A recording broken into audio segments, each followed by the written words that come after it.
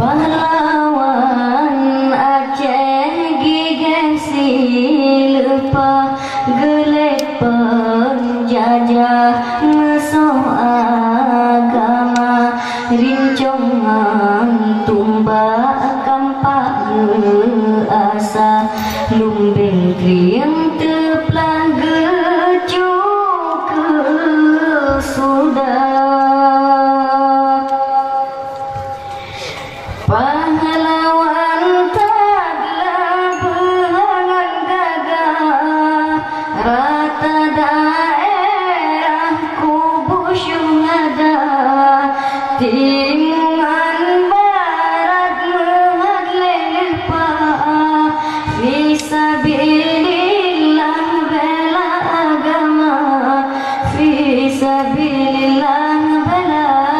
agama tungku syidi tira berhasil pa gelap penjajah sampaan Tuhan pidihan Garut besar selawah sampai gelangkah Utaraja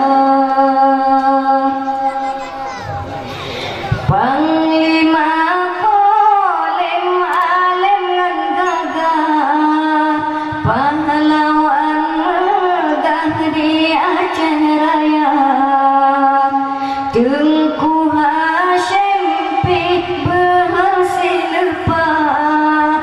lehanya metuah imum lung bata lehanya metuah imum lung bata di teku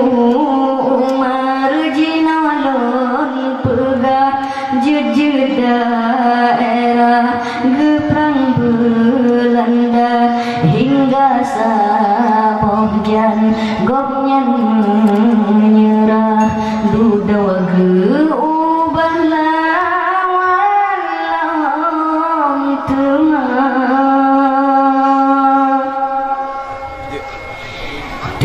temacutnya din yakin nun siwa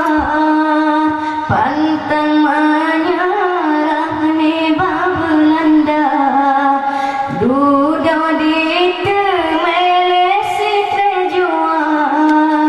kedeh di pinah Sumadang Jawa kedeh di pinah Sumadang Jawa dicut mutia setia lepa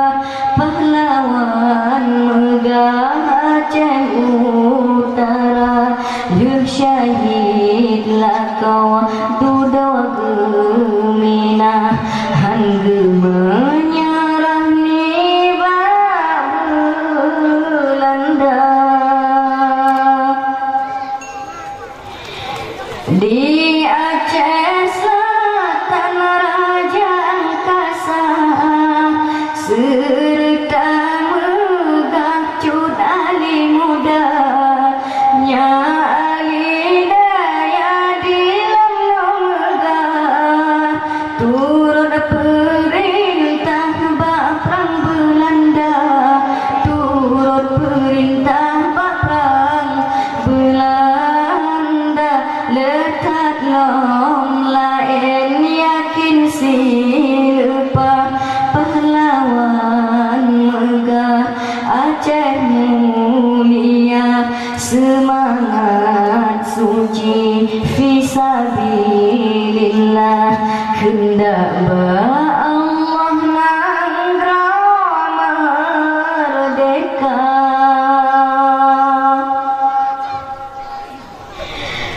wahai bangsa lon kaum yang megah merdeka kasah belena dawa tak pegag lendrawa sampai bercedah ingat